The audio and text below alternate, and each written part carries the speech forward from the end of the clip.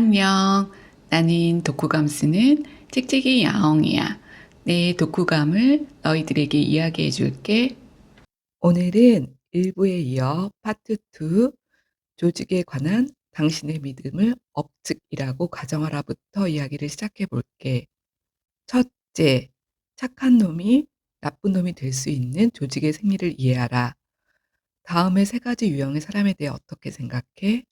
검소한 사람, 착한 사람, 어진 사람. 위의 세 기준은 흠잡을 데가 없어 보이지만 한비자는 이러한 생각에 단호히 반대하며 이 세 가지 유형의 사람이야말로 잘못하면 조직을 망칠 수 있는 사람이 될 수 있다고 해. 그중 한 예를 소개하면 조나라의 주보가 이자라는 사람에게 증산 지역을 공격할지 여부를 보고하도록 하지. 증산에 몰래 잠입하여 염탐한 이후 이자는 지금이야말로 중산을 쳐야 할 때라고 보고를 하게 되고 주보는 그 이유가 궁금했어. 그에 대한 대답은 현재 중산의 군주는 절벽에 거주하는 도인을 즐겨 만나고 자신의 수레의 화려한 덮개를 벗겨버리고 일반 백성들이 입는 베옷을 입고 다니는 일이 잦다고 보고하지. 이에 주보는 깜짝 놀라 이 말이 사실이라면 그는 어질고 덕이 넘치는 현명한 사람이 분명한데 어찌 중산을 쳐야 하는가라고 묻지. 그에 대해 이자는 군주가 절벽에 거주하는 도인을 조정해 세운다면 전쟁터의 병사들은 나태해질 수밖에 없으며 위로 학자만 존중한다면 농부들은 일하지 않고 게을러질 것이 분명합니다. 이 이야기를 들은 주보는 공격을 명령하고 중산은 망하게 돼.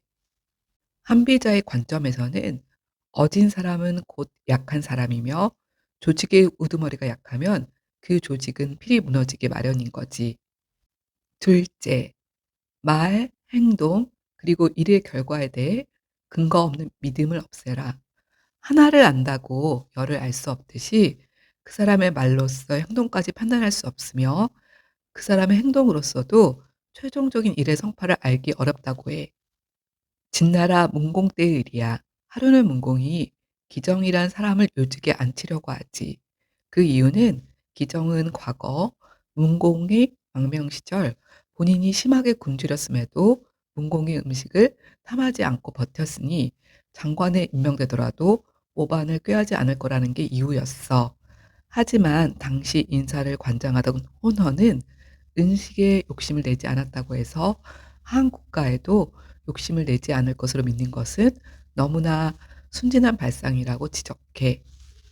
이는 과거의 단편적인 사례로 아랫사람의 성품 전체를 판단하는 오류를 이야기하고 있어. 결국 한비자가 우리에게 들려주는 교훈은 하나를 알면 하나밖에 모른다는 점과 부하의 말이 아무리 그럴듯해도 일의 성공을 장담하지 말고 끝으로 행동이 아무리 옳고더라도 그 행동 또한 믿지 말고 경계심을 더욱더 늦추지 말 것을 이야기하고 있지. 셋째, 신뢰가 클수록 배신도 용이하다. 일상에서도 흔히들 믿는 사람에게 뒤통수를 맞았다라는 이야기를 종종 듣잖아. 예상외로 당했다는 말이지만 실은 이 말만큼 과학적이고 합리적인 말은 또 없어. 왜냐하면 나를 배신할 수 있는 최적 조건의 사람은 사실 내가 가장 신뢰하고 나를 가장 잘 알 수밖에 없는 사람이야. 여기서 한비자가 우리에게 주는 교훈은 자신의 약점과 진심은 어느 누구에게도 절대 보여주지 말 것이며 험난한 세상에서 상대방에게 당하지 않으려면 결국 상대에게 신뢰는 주더라도 경계심마저 늦춰서는 안 된다는 것이지. 넷째, 조직원들의 충성과 열정, 그리고 용기는 이익으로부터 나온다. 한비자는 조직원들의 충성과 열정, 그리고 용기 이면에는 개인은 사적인 이익을 추구한다는 본질적인 동기가 있다고 이야기해. 이 말은 부하들은 당신에게 충성하는 것이 아니라 당신이 주는 이익에 충성한다는 말이야. 얼핏 들으면 부하의 충성심을 의심하라는 말처럼 들리기는 하지만 사실은 부하에게 끊임없이 이익을 줄 수 있는 사람이 되라는 메시지이지. 따라서 조직이 잘 돌아가지 않는다는 생각이 든다면 과연 이익의 편제나 혹은 배분에 있어 문제가 없는지 살펴봐야 하는 거야. 마지막으로 조직에서의 모든 문제는 조직의 힘이 한쪽으로 치우칠 때 일어난다. 많은 리더들이 뛰어난 사람에게 정권을 주면 그가 모든 것을 해결할 것이라는 믿음을 갖고 있는데, 만약 그 뛰어난 사람이 당신을 위협한다면? 이 질문에 대해 두 가지 사례를 책에서는 소개하고 있어.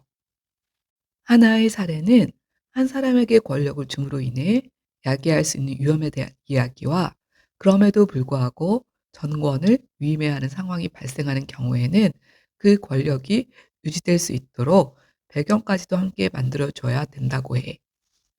또한 한비자는 아부하는 부하를 판별하는 데 있어 하나의 팁을 제시하고 있는데, 상사의 개인적인 취향에 관심이 많은 부하를 조심하라고 하지. 상사의 개인적인 취향과 스타일을 따라하려는 사람들의 심리에는 분명 일로서 승부하는 것이 아닌 아부로서 도움을 얻어보려는 마음이 조금이나마 섞여 있대. 사람과 조직을 바라보는 관점은 철학자 개인의 성향에 따라 달라질 수 있지만, 이 책을 읽으며 든 생각은 서양의 마키아벨리가 집필한 군주론과 결이 많이 비슷한 느낌이 있다는 거야. 구독자님들도 군주론과 비교해가며 한비자가 말씀하신 내용을 생각해 본다면 도움이 될 것 같아.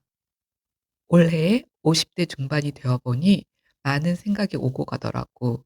더욱이 최근 병원 검사 결과가 좀 걱정스럽게 나와 고민하는 중에, 과연 나는 몇 살까지 살 수 있을까 하는 생각을 해보았어. 이런 일련의 일들은 평소 때라면 그냥 지나칠 수 있는 사사로운 일들에 민감하게 반응하며, 거기다 더해 쓸데없는 걱정과 망상에 사로잡힌 나 자신을 보며 인간이 얼마나 나약한 존재인가를 다시 한번 느꼈지. 이 불안감과 근심은 어디서 오는 걸까? 곰곰이 생각해 보니 그것은 아마 내가 진정으로 주님과 동행하는 삶을 살고 있는가에 대한 자신 없음과, 또 하나는 사랑하는 사람들과 그 곁에 계속 있고 싶다는 바람 때문이라는 걸 알았어. 그래서 상황을 바꿀 수 없지만 마음을 바꾸기로 했지. 나의 해결책은 하나님의 무한하신 사랑을 믿고 그에게 의지하는 것과, 또 하나는 사실 내 삶에서 최고의 문제는 내 건강이거든. 그것 빼면 다 좋은 편이라서 건강이 중요하고 계속 노력해야 하지만, 거기에 너무 매달려 일상의 즐거움을 누리지 못하는 우리를 범하지 말아야겠다는 생각을 했어. 그리고 사랑하는 사람들에게 보다 다정히 사랑을 많이 주어야겠다는 다짐을 했지. 누구나 알면서도 계속 까먹고 있는 사실. 우리는 한 치 앞도 모르는 삶을 살고 있잖아.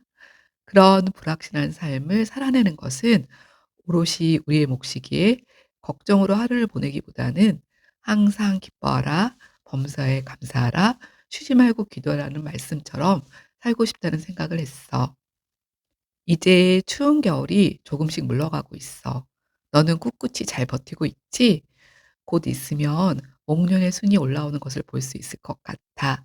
우리 조금 더 힘내고 온기를 나누며 잘 지내보자. 곧 만나. 빠빠이.